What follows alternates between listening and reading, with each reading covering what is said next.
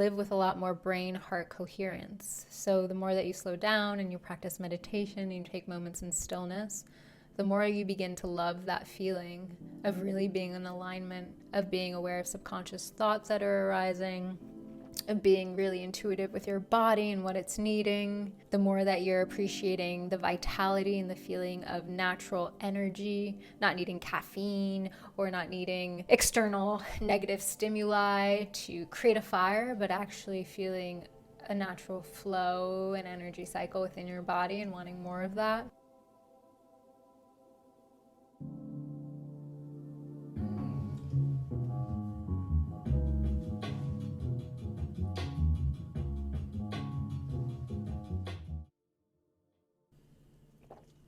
Hey you, I'm Anissa.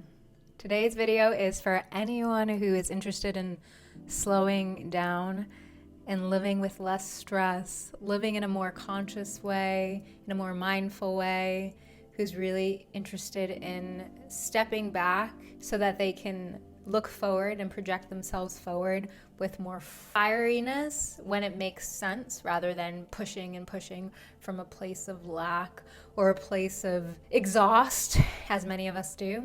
Most of my videos are reflections and stories, sharing from my personal experience. As I believe we are all each other's healers, we provide each other a mirror to be able to see ourselves more clearly. And so I hope in sharing my story and things that are arising for me, it supports you and everything that you're going through. If you enjoy this video, hit the like button and subscribe for weekly uploads each Wednesday. This video is for anyone who wants to soften more, to operate more from the natural cycles that they're experiencing. Right now, a lot of our viewership is predominantly men, but this is relevant to anyone. The cycles of life are different than the ones that we are operating under due to capitalism. So the life cycles of our monthly moon for women, or the cycle of seasons depending on where you're living, or the cycle of lunar changes, those are real earthly cycles. And then there's ones that are made up to support making money for the purposes of our governments and the structures that have been created that we live under. But sometimes we'll hit these moments in life where it's just really not working for us, following the cycles that are not innate to human beings, that are not necessarily organic, that are contrived.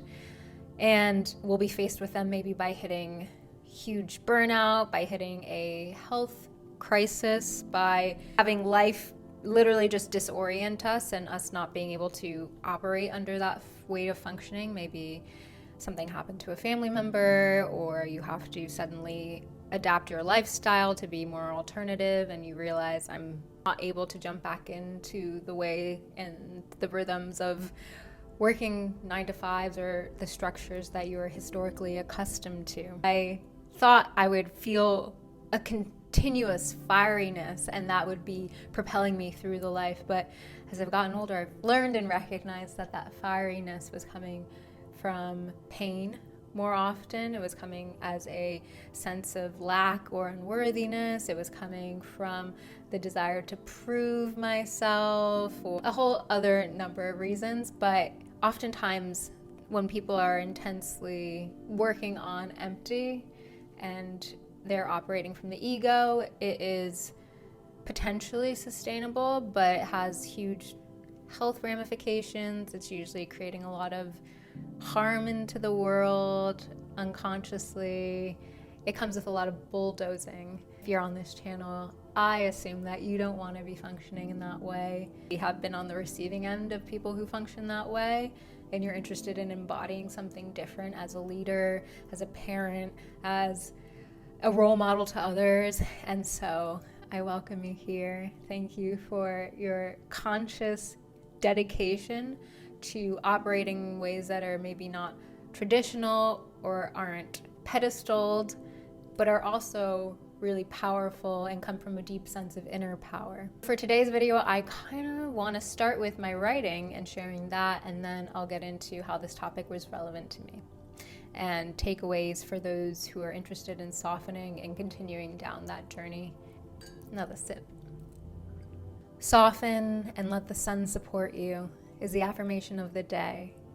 Imagine laying back, floating on an ocean wave. It's warm and surrounds you supportively as you stretch out to take in the rays of sun overhead, cradling you, opening you to bask in the light and let fear wash away.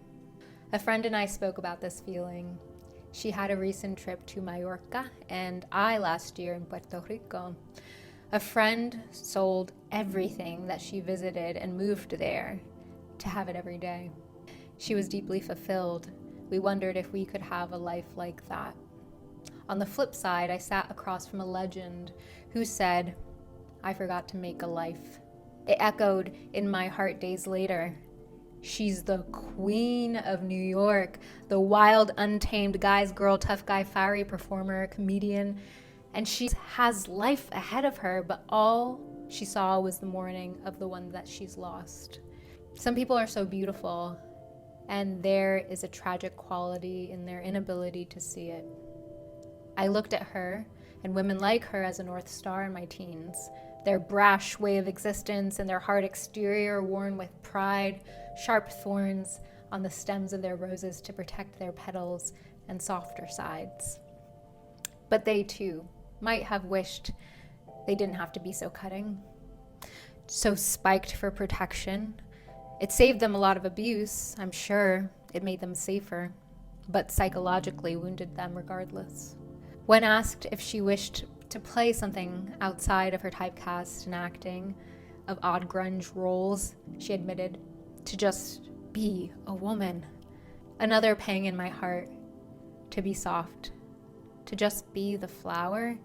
This world of cement will harden us to resemble the pavement, but under the roads is soft soil, absorbent. There are more of us who want to be in our natural form than not. We want to soften and sink into the earth more, to feel the nourishment that comes through loving more, opening ourselves more like flowers, soft, open to the rays of the sun. So this topic around softening and wanting to work with the cycles of being a human and not be in this stressed operation mode and hustling and grinding came from a continuous theme in my life post, I definitely had some wounded masculine energy operating within me, and we can talk about feminine energy, masculine energy, but I was definitely operating from scarcity and working from survival mode for far too long. And when you're operating from that way of getting things done, it's really confusing and disorienting to operate from another way, what it means to operate from more flow.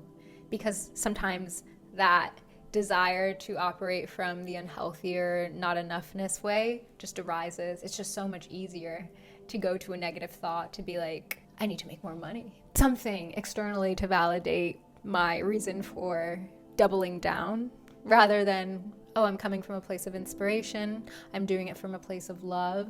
It makes me feel expressive and expansive when I do. It makes me feel more in service. It provides me a means to provide for my loved ones, and operating from a loving place and having a loving narrative around things. So I continuously have to step back, slow down, and be more conscious and be continually questioning, because we're also being advertised towards and sold a lot of the other. In my writing I shared, I was with a friend who encountered her friend living this really beautiful ethereal life, living on an island, swimming every single day in the ocean, and us both being like, could that be us? Could we be satisfied doing that? And I told her I did that last year in Puerto Rico when I was trying to figure out where I would want to live after leaving New York, having lived there for a decade, and I'm from New York. Spent basically an entire year being nomadic and trialing different countries and cities, and I'm very privileged to be able to experience that firsthand. And when I was in Puerto Rico, aside from my dad having a stroke and me being like, I'm not going to live in an island away from everybody that I've known in my entire life, I was also like, this isn't the life that is enriching me. It's not challenging me enough. Every day I would go to the beach and I'd go swimming and I had a lot of peacefulness. But I do think that we grow from challenges. I do think that we grow from community and being part of the collective and trying to support each other in a communal healing rather than just focusing on our individual self all the time. I ended up back in LA, or in LA period. This is my first time living in this place. And this place is a bit calmer than New York City. And especially where I'm living, I have a lot more peacefulness. It's more residential. It's much quieter. I wake up, I hear birds chirping. And if you've been in a similar position of being like, okay, I took a step back from the full-on craziness jungle version of what I was experiencing before, and it might not be New York City, but it might be, I took a step back from working with that intensity, or I took a step back from approaching my life, my relationships with force, and now I'm stepping more so into surrender. But maybe you're still feeling like, you know what, there's additional steps that I could take to embrace it further in my life. And it doesn't have to be from a change of geography. Maybe it's just focusing on the internal side most hugely. Maybe it's in being more conscious of the stories that are arising in our mind. And we have more awareness around the stories that are arising in our mind, and we're refueling our energy when we slow down. In coming to LA, what I experienced was also more nervous system regulation. People are not meaning to be their worst version of self, but what they're experiencing is a level of stress that they default to lower versions of themselves. Awareness around not wanting to participate in operating from a state of stress has arisen for me. The desire to enrich my home life has arisen for me as somebody in their 30s, and the desire to live with a lot more brain-heart coherence. So the more that you slow down and you practice meditation and you take moments in stillness, the more you begin to love that feeling of really being in alignment, of being aware of subconscious thoughts that are arising, of being really intuitive with your body and what it's needing. The more that you're appreciating the vitality and the feeling of natural energy, not needing caffeine or not needing external negative stimuli to create a fire, but actually feeling a natural flow and energy cycle within your body and wanting more of that. What's arisen for me too has been the desire to understand what it is to be a woman, to understand our physical bodies. Kind of fascinating that we can go through life not even being able to identify where certain organs are placed in our bodies, or being able to like walk through life and understand how to really self-care and soothe.